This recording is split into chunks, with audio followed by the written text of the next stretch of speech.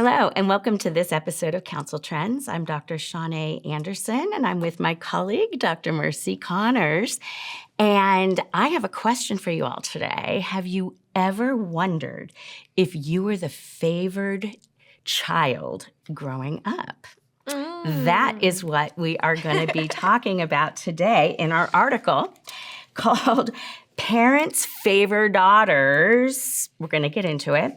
A meta-analysis of gender and other predictors of parental differential treatment.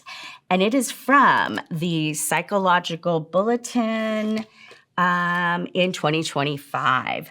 So what this study is looking at, I think the title is a little bit off. It's a little misleading. But they talk about what we would probably call favoritism. Yes. They call parental favored treatment.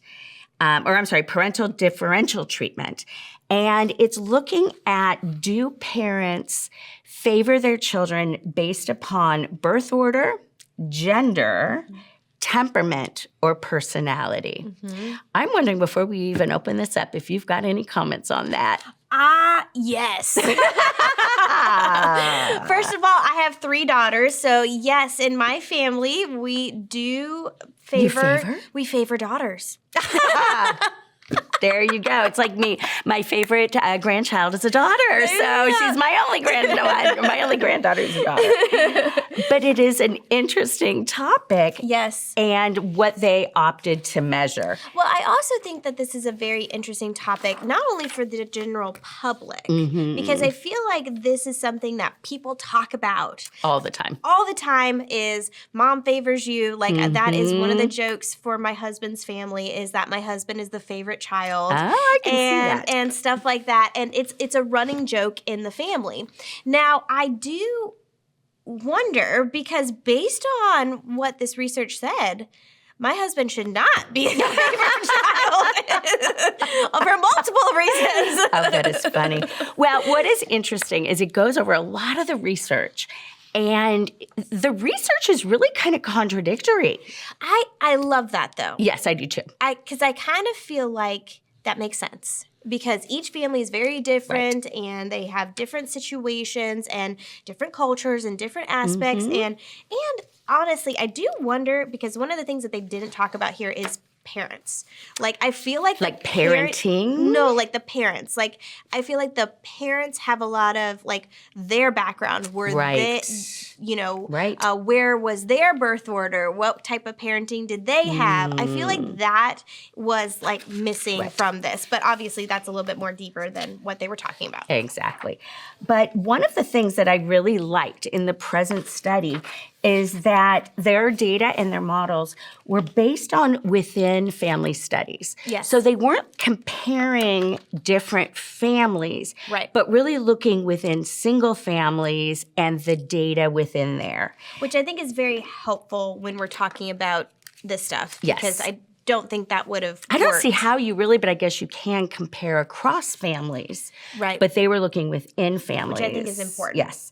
And so what they did is they did a literature search, because it's a meta-analysis between August 2015 and April 22. So those are the studies that they used to gather their data from. And it turned out that they ended up having 36 samples that they did their research on, with a total of almost 20,000 participants. Which that I found interesting, that there was that many participants that they could get on this subject. Which is pretty good. Yeah. In research, you want to have a lot of subjects, because it gives you the greater likelihood of having a statistical effect. Right. So, which in normal speak is that means we can find something there. We can show that something actually worked or not. So what they looked at is as we mentioned before, they looked at birth order, they looked at gender, and they looked at temperament and personality. Those are 2 different constructs. Yes. And then they looked at parenting, but certain facets of parenting. Right. Overall, they were looking at positive interactions between parents and children, negative interactions, resources, and control. And so basically, as we get into some of the details of what they found, we'll explain what we mean by that. And just so you understand, this is looking at lots of different aspects on parenting, not just when we're talking like they teased this out, they really teased this out. And then also just for people who may not be familiar with birth order, birth order is where you are in the amount of kids that is in your. So, for example, I have an older brother, so my birth order is second. You are the eldest. Right. So I'm firstborn, you're lastborn. I'm lastborn. Or the baby of the family. I'm the baby of the family. And so that changes the way in which your family will interact with you. Also, it changes the way in which siblings interact. Absolutely. So, for example, I have 3 girls. So I have an eldest, a middle, and a baby. And I can tell you, based on that, they're all very different, not only personality-wise, but also, I think, in the way that we interact with each one of them. Interesting. Yes. Maybe some of that will open up as we go through I some do of think this. it's in here. It's definitely in here. In terms of demographics, average age for participants was essentially almost 20 years old. Most of the subjects were from the United States, although they did have some from Western Europe and Canada. Primarily white, female. I don't know if there was a whole lot of other different things. But let's go through the results. Okay. For birth order, a trend was found, and it's a trend, so that means it's not a huge impact, towards favoring younger siblings. Which, that makes complete sense. Were you favored? I think in some respects, because I was like the last one. The baby. I'm the baby. And I see that in myself, and whenever I'm interacting with my youngest is like, I'm like, come here, give me a hug, because you're just so small now and you're not going to be that small anymore.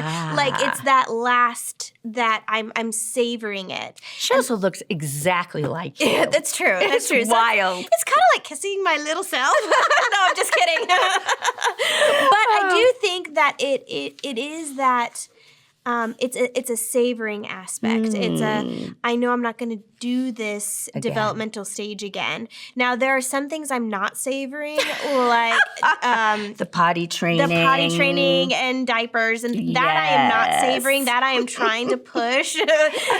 But there are certain things that I'm trying to savor. But I don't think I thought about that as much with the older 2 as I do with her. Now, I do think I did it with my middle, because I thought my middle was going to be my last one.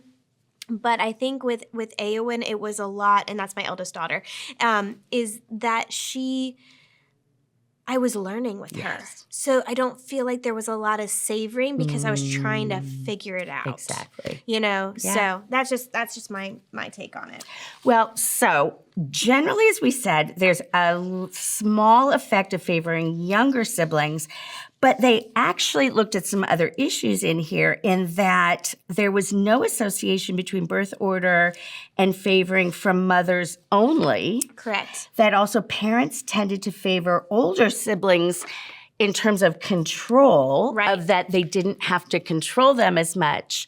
And so that's why they favored them. Right. So they had more autonomy. I feel like that is that firstborn thought process is like, my firstborn, I do really believe that she can handle things. And so there are times where I'm like, hey, when can you go and do this for me, or something like that. It's like this trust factor. Like, I've seen her, I've been with her longer, I know she can handle it, that type of thing. I'm thinking, I know in my family, I have a younger sister, and I know I've heard a lot of patients who have had this experience of the first child is the most controlled because the parents are freaking out. Right. And that by the time they have their second, third, fourth, fifth, whatever, they're like, yeah, go play on the freeway. Right. Because it's like, I'm too exhausted. I recognize I don't need to be so heavy-handed. Right. No, but in my family, I saw that a lot with, like, my parents I never had a curfew. Wow. Ever. I never had a curfew. Now, did your brother? No. Oh, okay. Neither one of us ever had, and remember, my brother's older, but we never had a curfew. And it was very interesting, because the first time I had a curfew was when I went to college. Because my college had a curfew. Oh. I'm like, how was that enforced?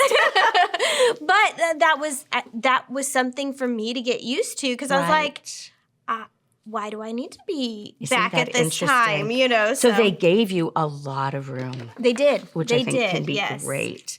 What was also interesting is they actually looked at some moderating factors here of looking to see if there was anything that might influence the birth order. And what they looked at was average family size, percentage of the sample that was Caucasian, male, younger siblings, a bunch of things. But that I believe there were really no differences again. No differences, which is very interesting. It is interesting. So favoring generally the younger sibling. Do you want to try gender? Okay, so gender I thought was very interesting because it did say overall what they found is that parents tended, again, it's not a strong correlation, but there's that trend there, tended to report favoring daughters. Now, I found that very, very interesting because when we looked at it from from the child's perspective, right? The children don't notice a difference. Right. They didn't see it. They didn't see the favoritism, but the parents noticed the favoritism. Right. Well, and what also is very interesting is if you look at the ages of the children across the study, it went from 5 to 60. I saw that too, and I was like, wow. So I can imagine if you maybe ask a 10-year-old if you see a difference versus if you're asking a 60-year-old if you see a difference, it will be different. Yes, and I thought that was very interesting. Yeah. Now, so again, they favored daughters, but by the slightest margin. Right, and it was very interesting too because then they were, I think they were trying to tease out like, do mothers favor daughters more or fathers favor sons more? And they didn't see any of that either. So it's just in general, and it's like a slight, not high. So very interesting. Now, with temperament, the way I like to think about temperament is these are the traits that you're born with. Yep. We used to believe that when you're born, you're a blank slate. Yes. There's nothing there. We know now that that is not true, that there are biological temperaments that don't change throughout your life. So everything from energy level to intensity and regularity. And there's a number of different temperaments. There's a difficult child, an easy child, a slow to warm up child. Yep. And what was interesting, and this one really surprised me, there were no significant results on finding a favored child with temperament. Which goes against like every parenting book you have I know. Because it says every child you need to parent differently. Right. But here it's saying in the research that their temperament doesn't really get different parental changes. Well, it's not showing favoritism. Yeah. Or that deferential treatment, yes. Yes, which I think is interesting because, again, if anybody is a parent, you will know your first child is born a certain way, but then your second one may be completely different from the other out of the gate. And that's where I would have maybe have expected that a child who has maybe a lot more energy, or maybe I'm trying to think of all the different temperaments of somebody that is very persistent in things, that it would be more difficult to parent and therefore they may not be favored. Or is there just this understanding that children are different and you're going to interact with them differently, and that doesn't mean it's deferential. Right. It's just different. And maybe that is a big crux of this story that they didn't really even talk about, is parents generally look at their children for who they are. Yeah. And that, you know what, you're born with your own temperament. You are who you are. We're going to get into the personality factors a little bit. But again, it's not like parents are going to treat you that much differently if you are the older child or the younger child, or if you're a boy or if you're a girl. Yeah. It's that parents across the board treat each one uniquely. And I wonder if that goes back to the love that parents have for their children. You know what I mean? Is that love and that grace and that I'm going to love you no matter who you are. Difficult, easy, emotional, non-emotional, whatever. Right. I'm going to meet you where you're at. And if that almost goes back to our, our Heavenly Father, that Imago Dei, that this inherent love that God has for His creation, His children, it already... these are not believers here that we are, that is in this study. But if that automatically comes through as this beautiful picture of how God really loves us, and that's how our parents really love us. Well, and I'm also thinking all of our different temperaments and all of that make up the Lord. Yeah. That we know God has all these different parts of Him that are reflected in all of us, and that makes us all lovable because we are created in His image. I love that. Yes. That's awesome. But let's talk about let's talk about the study. Now, personality, this was interesting. They looked at the big 5 factors of personality. Yep. And if you don't know what that is an actual model of personality. You can search it on Google, and it really breaks down those different factors. Well, actually, I will go into the different factors. If you look at the big 5 personality factors, they are openness, conscientiousness, extroversion, agreeableness, and neuroticism. And so they looked in the study to see if this favoritism was more for certain personality types. Right. And what it found is that there was actually, favoritism was not tied to openness, but it was tied to conscientiousness. Mm-hmm. What did you think of that? I wonder if my family's weird.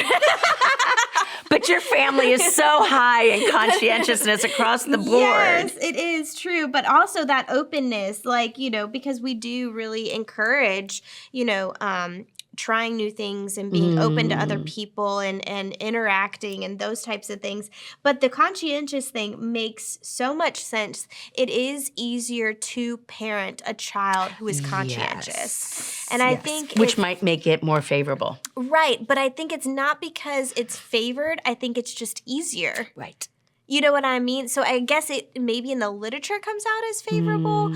But here I'm also wondering too is...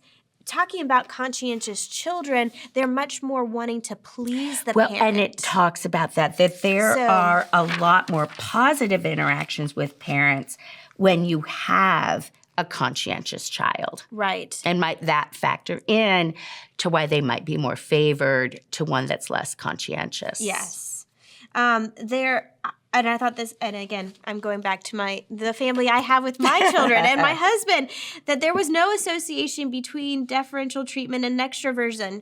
I can tell you that does not happen in my family. If my husband sees my children going out and being extroverted, he praises them hugely for that. Well, because that is so Jessie. Yes, it is very Jessie. But I found that very interesting because I would have thought, and now maybe this goes back to that whole stranger danger thing and more of that cultural aspect that maybe extroversion isn't as encouraged nowadays, maybe.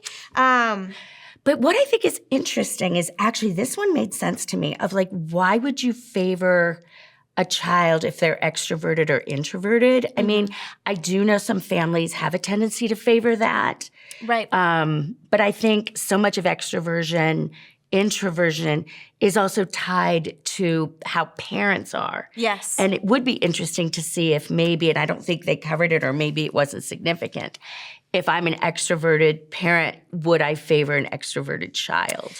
I can say that is definitely in my family. But I think also, too, I think we also see extroversion very differently in childhood as compared to in adulthood. That is very true. And so kids tend to be a little bit more extroverted, I would say, in childhood as compared to adulthood because of the interactions that you have in your young adult years, those teenage years of how do people respond to me being extroverted as compared to being introverted. Now, again, extroversion and introversion can also talk about how you gain energy. So do you gain energy with people as compared to gaining energy with yourself? So again, I think this construct may not be great here because I feel like it needs to be developed more throughout the childhood. Right. The next one is we found that actually there was a positive association for agreeableness, that the more agreeable a child was, the more they were favored, which to me, that's like almost a duh. Yeah. Absolutely. That makes complete sense. I don't think anybody's surprised by that response. And then lastly, there was no connection with neuroticism. Which that I thought was interesting. Yes. I thought that, with that emotionality, that tendency towards the negative emotions, that parents may be not giving differential treatment. But again, I love the fact that it seems like that love just comes in and really envelops that child that struggles in that emotionality. Yes. So basically, overall, in our study, what we know is that younger siblings tend to receive a little bit more favorability. We also know that daughters get also a little bit more favorability. Temperament really didn't factor in, and really it was mostly the conscientious and agreeable child. Which all of that really makes sense in a lot of ways. But I also feel like this really did show that parenting is individualistic. Yes. And even though we as parents may view ourselves as giving differential treatment, that the children don't actually see that. Right. So I'm going to ask you the big question. What's the big question? Do you have a favorite child? No, I do not. I knew you were going to go there. And children, if you are watching this, I do not have a favorite child. But that is always something that we ask our parents, I think, often when we get older. Yes. Who's your favorite mom? I do. And I love some of the TikTok and Twitter things where they're doing have you seen that one where you've got the 3 children and it's like a bowl of water or something or whatever, and it's like, who is the loudest? Yes. I feel like that is it's fun because it shows those differences, but in a funny way. And I mean, I think as we get older and we look back on our lives, we come at it from a different lens. Right. It's more. I think it's not so dichotomous. It's not so black and white. It isn't. You were favored. I was not favored. It may be, I think I was favored at this point in time, or maybe when I did this or during this season of life. Right. That we see that things are much more continuous and gray. Yes. And I feel, and again, it's that love that comes in when need be. Yes. And it's a beautiful picture of God. Yes. I love that. So thank you so much for joining us for this episode of Counsel Trends. And do you want to sign us out? We look forward to getting some of those likes. If you liked what we talked about, please give us a like. And please subscribe, too, if you want to see more of our content.